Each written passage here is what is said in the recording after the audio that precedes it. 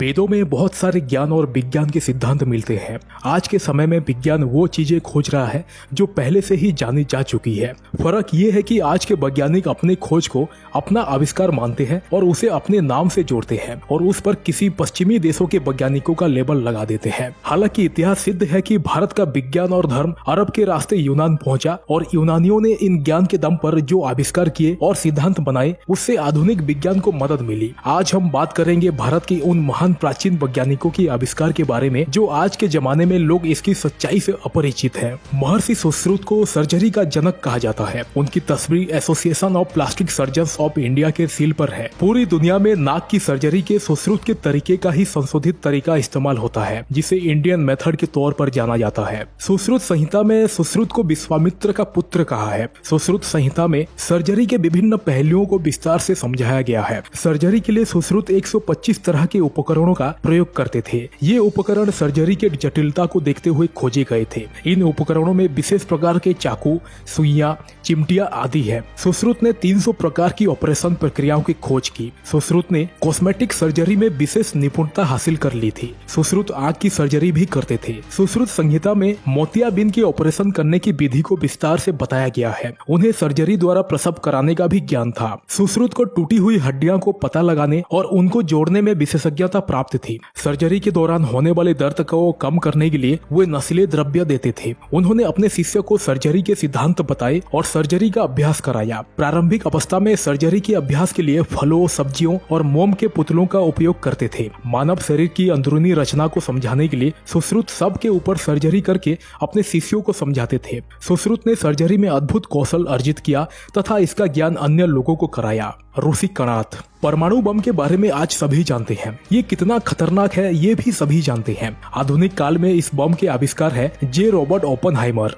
Robert के नेतृत्व में 1939 में कई वैज्ञानिकों ने काम किया और 16 जुलाई 1945 को इसका पहला परीक्षण किया गया। हालांकि परमाणु सिद्धांत और अस्त्र के जनक जॉन डॉल्टन को माना जाता है, लेकिन उनसे भी 2500 वर्ष पूर्व रूसी कणात ने वेदों में लिखे सूत्रों के आधार पर परमाणु सिद्धांत का प्रतिपादित किया था। भारतीय इतिहास में रूसी कणात को परमाणु शास्त्र का जनक माना जाता है। आचार्य कणात ने बताया कि द्रव्य के परमाणु होते हैं। कणात प्रभास तीर्थ में रहते थे। उन्हें पवित्र गंगा नदी के किनारों पर गरीब भक्तों को भोजन उपलब्ध कराने के लिए अमीर लोगों से चावल इकट्ठा करने की आदत थी। समय के साथ कणात को नई चीजों पर शोध और आविष्कार करने में बहुत रुचि जागृत हुई। इसके कारण उन्हें आचार्य कणात कहा जाने लगा। उन्हें विज्ञान सीखने और परमाणु ऊर्जा के बारे में खोज में बहुत रुचि थी। आचार्य कणात के अनुसार परमाणु सूक्ष्म की वस्तुएं हैं जिन्हें अविनाशी माना जाता है। उन्होंने अपने अनुयायियों को विज्ञान से संबंधित विषय को पढ़ाने के लिए वैशेषिका विद्यालय दर्शन की स्थापना की। उन्होंने वैशेषिका दर्शन नामक एक पुस्तक भी लिखी। उन्हें प्राचीन काल के ऋषियों में सर्वश्रेष्ठ माना जाता है। विख्यात इतिहासकार टी.एन. कोलेबुरक ने लिखा है कि अणुशास्त्र में आचार्य कणात तथा अन्य भारतीय शास्त्रज्ञों यूरोपीय वैज्ञानिकों की तुलना में विश्व विख्यात थे।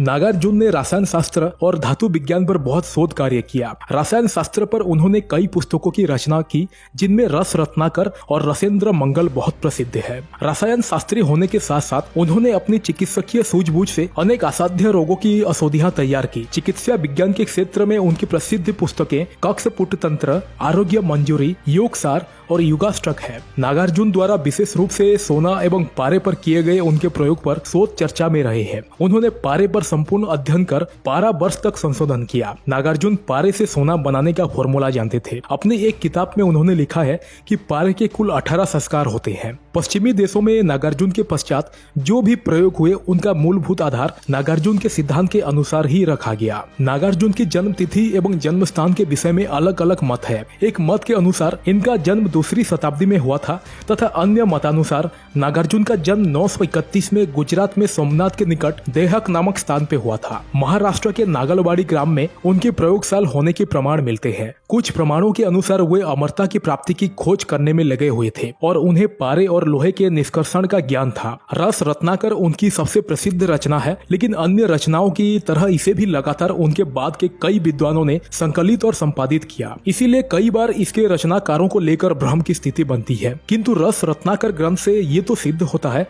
कि रसायन शास्त्र का इतिहास भारत में अत्यंत प्राचीन था।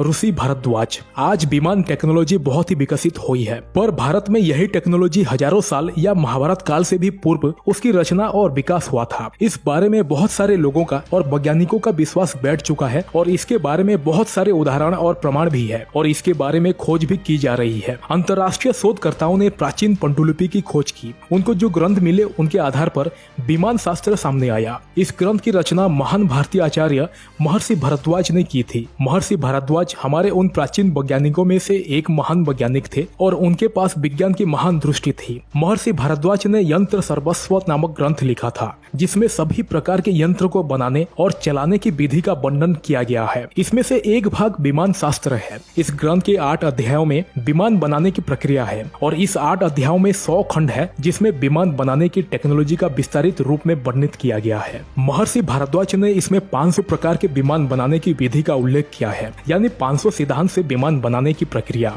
चौंका देने वाली बात तो ये है कि यही 500 प्रकार के विमान 32 तरीके से बनाए जा सकते हैं। इसका भी वर्णन इस ग्रंथ में किया गया है। भास्कराचार्य प्राचीन भारत के सुप्रसिद्ध गणितज्ञ एवं खगोल शास्त्री थे। भास्कराचार्य द्वारा लिखित ग्रंथों का अनुवाद अनेक विदेशी भाषाओं में किया जा चुका है। भास्कराचार्य द्वारा लिखित ग्रंथों ने अनेक विदेशी विद्वानों को भी शोध का रास्ता दिखाया है। न्यूटन से 500 वर्ष पूर्व भास्कराचार्य ने गुरुत्वाकर्षण के नियम को जान लिया था और उन्होंने अपने दूसरे ग्रंथ सिद्धांत शिरोमणि में इसका उल्लेख भी किया है। गुरुत्वाकर्षण के नियम के संबंध में उन्होंने लिखा है, पृथ्वी अपने आकाश का पदार्थ स्वशक्ति से अपनी ओर खींच लेती है। इस कारण आकाश का पदार्थ पृथ्वी पर गिरता है। इससे सिद्ध होता है कि पृथ्वी में गुरुत्वाकर्षण की शक्ति है। भास्कराचार्य द्वारा ग्रंथ लीलावती में गणित और खगोल विज्ञान संबंधी विषयों पर प्रकाश डाला गया है। सन 1163 में उन्होंने करण कुतूहल नामक ग्रंथ की रचना की। इस ग्रंथ में बताया गया है कि जब चंद्रमा सूर्य को ढक लेता है तो सूर्य ग्रहण तथा जब पृथ्वी की छाया चंद्रमा को ढक लेती है तो चंद्र ग्रहण होता है। ये पहला लिखित प्रमाण था जब लोगों को गुरुत्वाकर्षण, चंद्र ग्रहण और सूर्य ग्रहण की सटीक जानकारी थी। ऐसा माना जाता है कि भारत में अध्यात्म ही चरम उत्कर्ष पर था, लेकिन वेदों के अतिरिक्त मौजूद कई प्राचीन ग्रंथ इस बात की पुष्टि करते हैं कि हमारा विज्ञान भी समृद्ध था। जिस तरह अलग अलग भौगोलिक स्थिति में रहन सहन और खान पान बदल जाता है, उसी तरह हर क्षेत्र की शिक्षा प्रणाली भी भिन्न होती है। प्राचीन शिक्षा प्रणाली और पुरातन साहित्य को संजोने के प्रयास भारतीय शिक्षा पद्धति को पुनः स्थापित करने के लिए आवश्यक है। निर्विवाद रूप से भारत पूरे विश्व में गणित का जनक है। बदलते वक्त के साथ हमारा गणित काल गणना और ज्योतिष तक सिमट कर रह गया,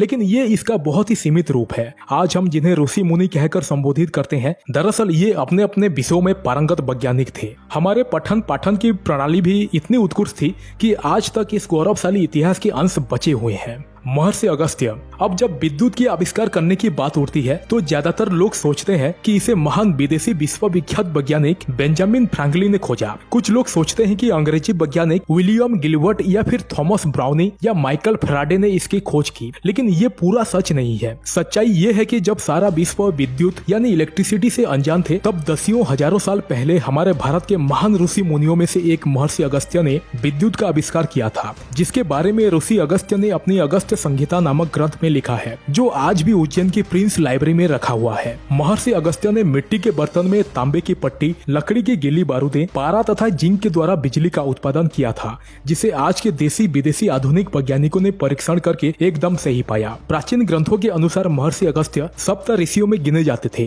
इन्हीं ऋषियों ने आसमान में उड़ने वाले गुब्बारे, पैरासूट, वायुयान, अंतरिक्ष यान भी बनाए थे। यही नहीं, प्राचीन काल में महर्षि अगस्त्य के इन्हीं इलेक्ट्रिक बैटरी के जरिए तुलसी के पत्तों से चार्ज किए पानी का इलेक्ट्रोलिसिस करके मेडिकल ओजन भी बनाया गया था। लेकिन दुख की बात यह है कि हमारे प्राचीन भारत में किए गए तमाम आविष्कारों उत्पादों को विदेशी वैज्ञानिकों ने अपने नाम पेटेंट कर लिए। आशा करते हैं ये वीडियो आपको जरूर पसंद आया होगा। चैनल पर पहली बार आए हैं तो सब्सक्राइब करना ना भूलिए।